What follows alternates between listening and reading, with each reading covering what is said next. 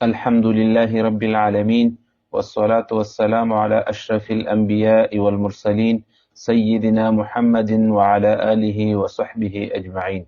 السلام علیکم ورحمۃ اللہ وبرکاتہ۔ خواتین و حضرات، خوش آمدید ہے آپ کا اپنے پسندیدہ اسلامی علم کے چینل ترجمان الکتاب پر۔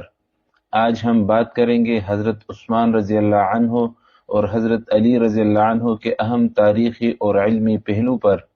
حضرت عثمان رضی اللہ عنہ کی شہادت اور عمر مبارک، حضرت عثمان رضی اللہ عنہ کا نکاح حضرت ام کلثوم رضی اللہ عنہ سے آسمانی وحی کے ذریعے، حضرت علی رضی اللہ عنہ کی تاریخی ولادت اور شہادت، حضرت علی رضی اللہ عنہ کے نام کے ساتھ کرم اللہ وجہہ کیوں کہا جاتا ہے، نکاح موقت یا مستقل ہونے کے حقائق، کچھ لوگ حضرت علی رضی اللہ عنہ کی طرف متع کی نسبت کرتے ہیں، اس پر وضاحت، جنگ جمل اور صفین کے دوران فرقہ وارانہ رویوں کا تاریخی جائزہ۔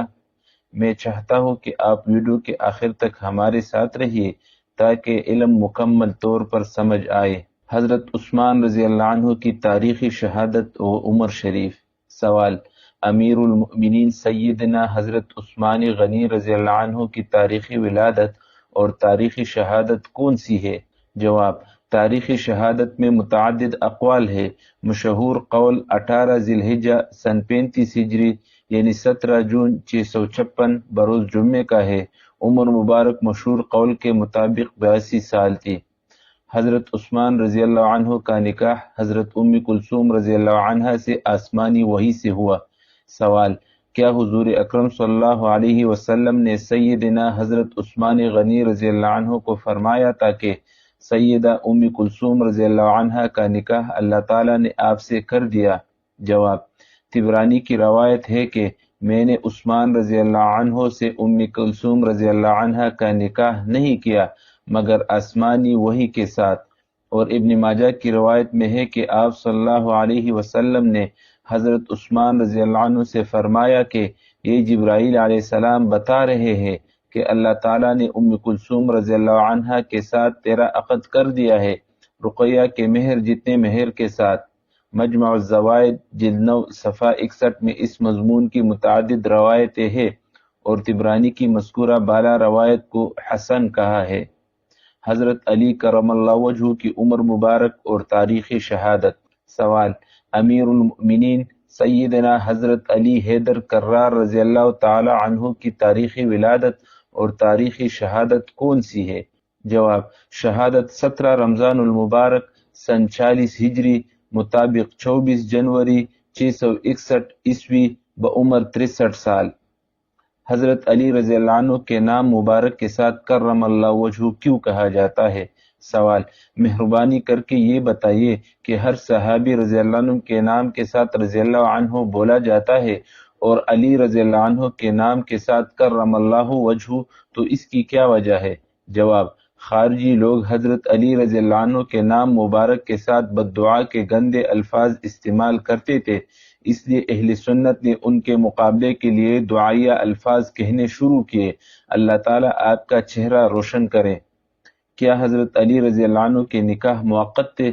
سوال: روزنامہ جنگ میں حضرت علی رضی اللہ عنہ کی اولاد کے عنوان سے ایک صاحب کے جواب میں لکھا تھا کہ حضرت علی رضی اللہ عنہ نے حضرت فاطمہ الزہرا رضی اللہ عنہ کی وفات کے بعد کئی نکاح کیے اور کئی اولادیں ہوئی۔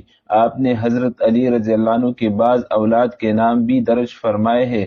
مولانا صاحب، سوال یہ ہے کہ جناب فاطمہ الزہرا کی وفات کے بعد حضرت علی رضی اللہ عنہ نے جو متعدد نکاح کیے تھے، کیا وہ دائمی تھے یا موقتی نکاح تھے؟ برائے مہربانی آپ اس کی وضاحت کریں، یعنی فاطمہ الزہرا رضی اللہ عنہ کی وفات کے بعد حضرت علی رضی اللہ عنہ نے جو نکاح کیے تھے، کیا وہ دائمی تھے یا موقتی یعنی متع نکاح تھے؟ نیز حضرت فاطمہ رضی اللہ عنہ کے علاوہ حضرت علی رضی اللہ عنہ کی چند ازواج کے نام درج فرمائیے۔ جواب: اسلام میں نکاح موقت کا کوئی تصور نہیں، اگر ایسا ہوتا تو طلاق مشروع نہ کی جاتی۔ حضرت علی رضی اللہ عنہ نے جو نکاح کیے وہ موقت نہیں تھے۔ آپ کی کچھ ازواج آپ کی زندگی میں فوت ہو گئی، بعض کو طلاق دے دی، کچھ آپ کے آخری لمحے تک رہی۔ حافظ ابن کثیر رحمۃ اللہ علیہ البدایہ و النہایہ جلد 7 صفحہ 332 میں لکھتے ہیں کہ آپ نے حضرت فاطمہ رضی اللہ عنہا کی حیات میں کوئی اور نکاح نہیں کیا۔ حضرت فاطمہ رضی اللہ عنہا کے انتقال کے بعد کئی نکاح کیے، بعض بیویاں آپ کی زندگی میں فوت ہو گئی، بعض کو طلاق دے دی۔ انتقال کے وقت آپ کی 4 بیویاں اور 19 کنیزیں تھیں، 14-15 صاحبزادے اور 17 صاحبزادیاں تھیں۔ صاحبزادوں کے اسماء گرامی یہ ہے: حسن رضی اللہ عنہ، حسین رضی اللہ عنہ، محسن رضی اللہ عنہ، ابو بکر رضی اللہ عنہ، عمر رضی اللہ عنہ، عثمان رضی اللہ عنہ، محمد بن حنفیہ رضی اللہ عنہ، محمد اوسط رضی اللہ عنہ، محمد اصغر رضی اللہ عنہ، عبداللہ رضی اللہ عنہ، عباس رضی اللہ عنہ، جعفر رضی اللہ عنہ، عبید اللہ رضی اللہ عنہ، یحییٰ رضی اللہ عنہ، عون رضی اللہ عنہ۔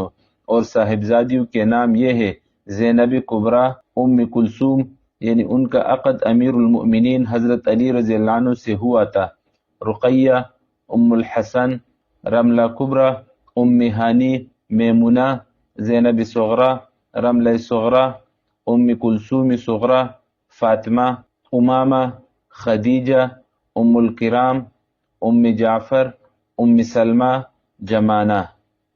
متع کی نسبت حضرت علی رضی اللہ عنہ کی طرف کرنا ان پر تہمت ہے۔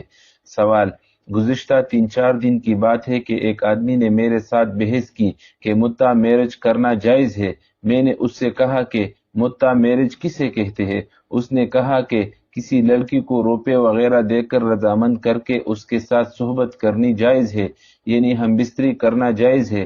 میں نے اس سے دلیل مانگی تو اس نے کہا کہ حضرت علی رضی اللہ عنہ ایک دفعہ ایک آدمی کے گھر گئے، صبح ہوئی تو اس آدمی نے حضرت علی رضی اللہ عنہ سے پوچھا کہ اے علی، آپ تو بہت بہادر ہے، آپ تو بڑے طاقت والے ہیں، آپ کافی عرصے سے گھر بھی نہیں جاتے، آخر یہ جو جسمانی خواہش ہوتی ہے یہ آپ کیسے پوری کرتے ہیں؟ تو حضرت علی رضی اللہ عنہ نے کہا کہ میں متع میرج کر لیتا ہوں۔ آج رات کو میں نے آپ کی بیٹی سے متع میرج کی ہے۔ اس آدمی کے الفاظ تھے۔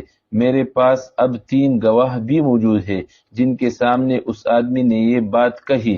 ایک آدمی بحیثیت مسلمان ہونے کے حضرت علی رضی اللہ عنہ کے لیے یہ کہتا ہے، آپ دینی، فقی، قرآن اور حدیث کی رو سے تفصیل سے لکھے کہ ایسے آدمی کے لیے کیا فتویٰ ہے اور کیا جرمانہ ہے، کیا وہ ان الفاظ کو واپس لے اور توبہ کرے؟ جواب: یہ شخص جس سے آپ کی گفتگو ہوئی شیعہ ہوگا۔ شیعہ صاحبان متع کرتے کراتے ہیں اور اس کو بہت بڑا کار ثواب سمجھتے ہیں۔